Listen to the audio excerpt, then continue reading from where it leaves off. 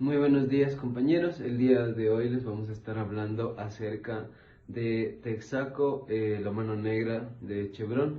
En este caso pues hablamos de la empresa Texaco, la cual fue comprada por Chevron en 2001. Se dice que tuvo una funcionalidad desde 1964 hasta 1990. La empresa de Texaco pues infiltró de maquinaria dentro de la Amazonía, en este caso afectando a más de 5 pueblos indígenas. Entre ellos están los quichuas, los shuar, los taromenani, los saoki y entre otros. Bueno, para contextualizar lo que sucede dentro de la problemática de Texaco, nos vamos a ir hacia la parte de los centros de minería en Lago Agrio. Digamos que pues los puertos mineros dentro del Lago Agrio son los principales y los cuales está ubicado más de esta falla de Chevron.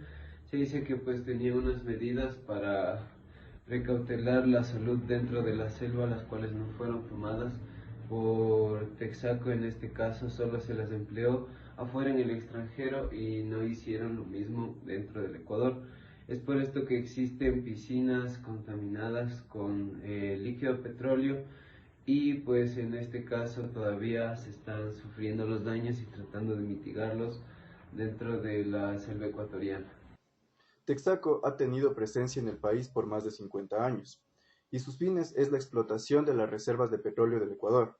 Sin embargo, la pobre implementación de medidas de seguridad a favor del ambiente que maneja Texaco ha llevado que no solamente existan repercusiones ambientales por la contaminación del agua o de la tierra, sino que también los habitantes cercanos a los pozos petroleros se ven afectados, ya que en la Amazonía es habitual llevar un estilo de vida el cual está mucho más en contacto con la naturaleza. Por tanto, sus aguas no son filtradas ni purificadas, sino que son tomadas directamente del río, y este presenta niveles alarmantes de contaminación. Y es de estos ríos y campos de donde los lugareños realizan la pesca para su consumo, la recolección del agua para su ingesta, además de su aseo personal. La contaminación se produce por químicos como el mercurio, el plomo o el cadmio. También se ha visto enfermedades relacionadas con el simple contacto de la piel con estos químicos, tales como la irritación de la piel, la irritación de fosas nasales, el dolor de garganta, la irritación de ojos, y con el contacto más prolongado, males como la diarrea, la gastritis.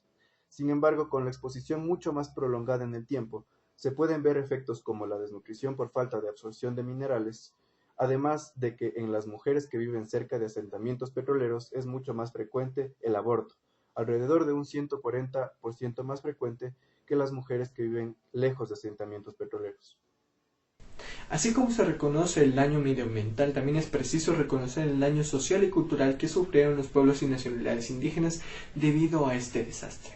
En primer lugar, e históricamente, los pueblos y nacionalidades indígenas eran nómadas. Ellos vivían de la caza, pesca y recolección. Pero con todo este desastre y la contaminación del suelo, ellos ya no pudieron seguir ejerciendo estas costumbres.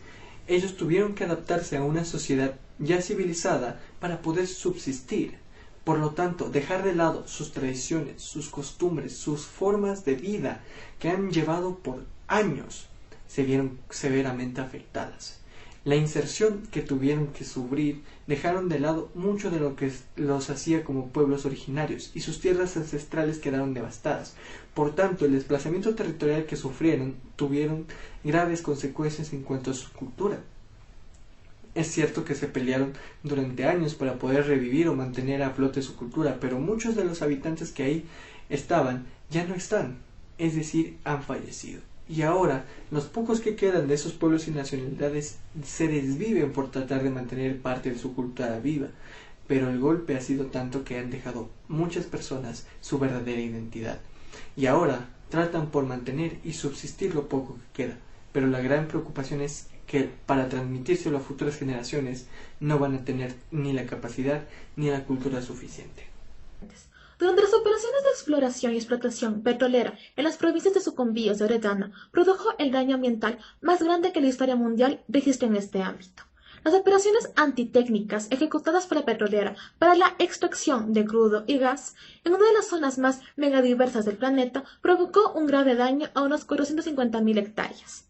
Durante su tiempo en Ecuador, Texaco perforó unos 356 pozos de petróleo y abrió por lo menos 1000 piscinas en la selva, algunas de las cuales eran clandestinas, donde se arrojaban residuos peligrosos como crudo, aguas tóxicas y lodos. Y en ciertos casos, el contenido tóxico de las piscinas era incendiado junto con la vegetación.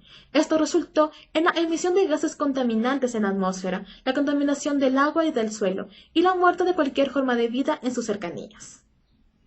El abogado Pablo Fajardo, encargado del juicio contra Chevron, ha afirmado que los efectos más notables de la actividad petrolera en las comunidades indígenas y pueblos nativos han sido la alteración de su cultura, de su territorio y alimentación, los cuales son considerados como los 3 pilares fundamentales que conforman la existencia, la vida y el alma de la Amazonía ecuatoriana. Los principales impactos socioambientales directos son la deforestación, la alteración de los ciclos hidrobióticos y los ecosistemas, y la contaminación en sí. Los principales impactos indirectos son el efecto de frontera agrícola y la colonización que ocasiona una presión demográfica sobre el entorno, la erosión de los suelos y la pérdida de la biodiversidad, y la desaparición de especies animales endémicas de nuestra Amazonía ecuatoriana.